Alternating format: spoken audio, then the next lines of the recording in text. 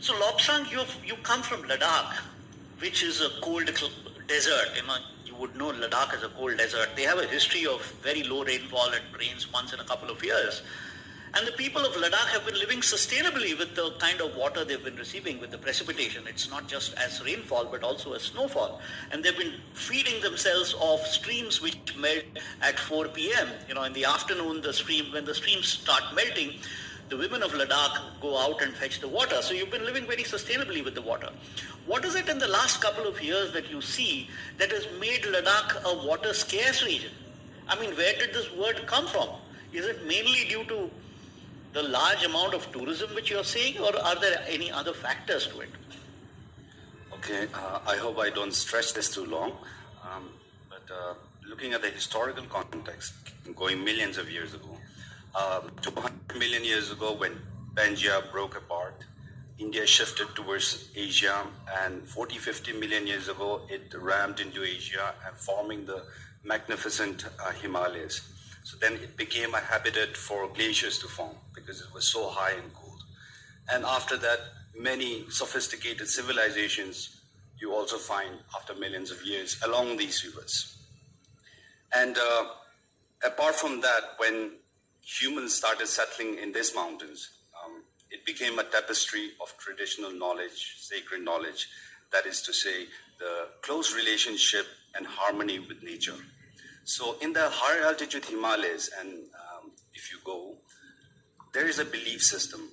The cosmology that they believe in is there are celestial beings, there are us who are on the earth as physical beings, and underneath the ground or in water there are other spirits. So a harmony between these three realms is very important for a harmonious relationship and harmonious growth of that settlement, of that civilization. So, because of these glaciers forming in these high mountains, I would like to distinguish there are two types of glaciers. When we seem to talk about melting glaciers, we seem to talk about only large glaciers and seeing annually this many meters have receded, but it doesn't give you an actual picture of what's really happening.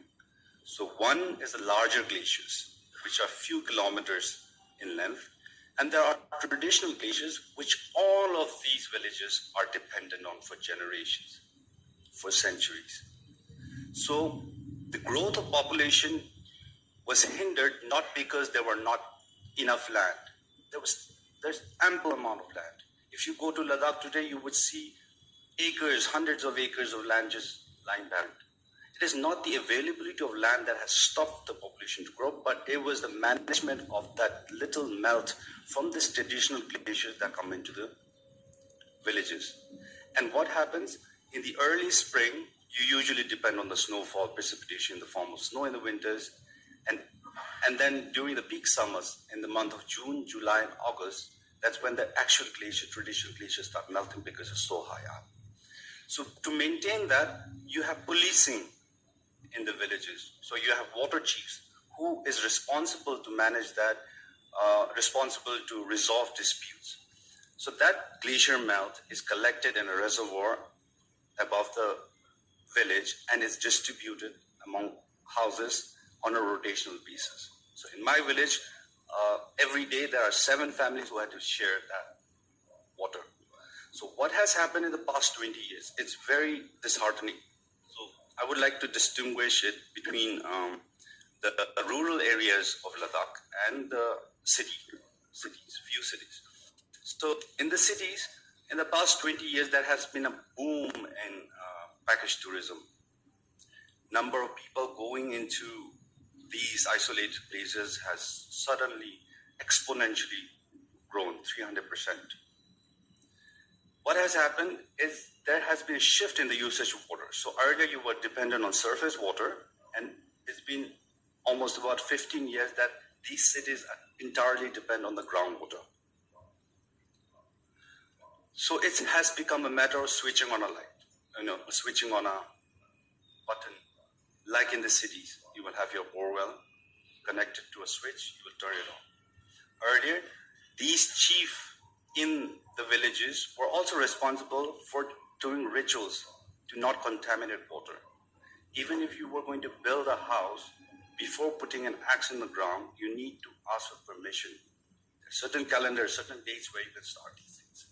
So people's connection with nature, people's connection with water has gone down. There's no respect, there's no mutual respect for these resources.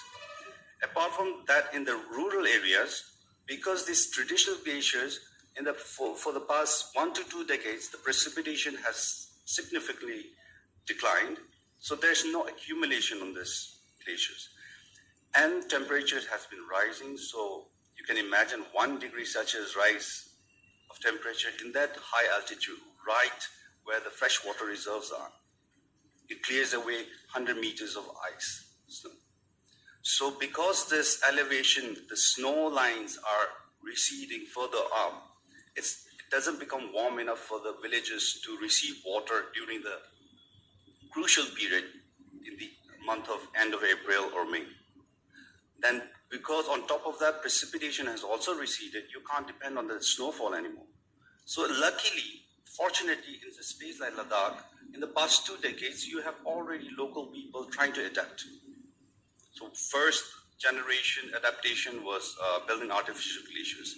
So stopping the velocity of the water at a higher altitude to let it freeze so that in this little window in April and May, you suffice that need from storing that water. And then 5 years ago, another technique, again innovated in Ladakh by Mr. Sonamonshu, to build conical structures of ice because it has less surface area, so it takes longer to melt. But personally, if I don't see this as solutions. These are band-aids to something very severe. Because these techniques are still dependent on the traditional glacier. What happens after 10 years when they disappear? You can't create these. The ultimate solution is to go towards impact on policy level, understanding fundamental problems.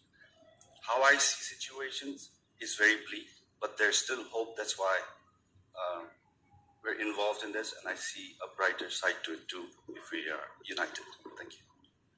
Thank you so much. So the point I hear Lobzang is trying to make is that there was wisdom in traditional wisdom, right? And it was a highly decentralized approach towards managing natural resources, and it's all about managing natural history of the human history has been about managing natural resources. Lobzang? I see that there's total disregard for water systems in the country and in the world, and I would like to see a panel which seriously takes up sustainable contextual policies in the Himalaya and make it an emergency.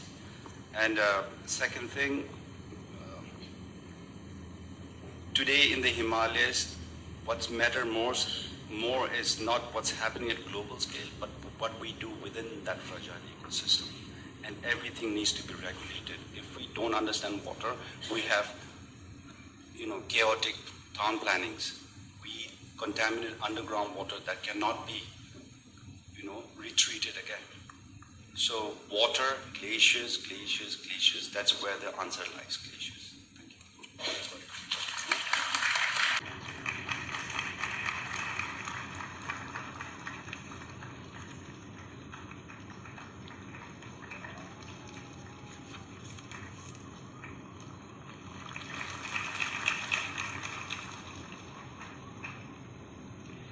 Once again, thank you esteemed panelists and moderator, sir. Ma'am, please stay back. And I would request all the panelists to please step forward for a group photograph.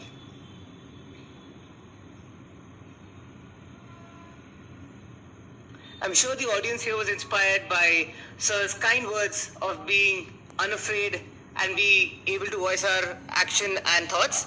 I would like you to voice that by having a huge round of applause, please. Thank you.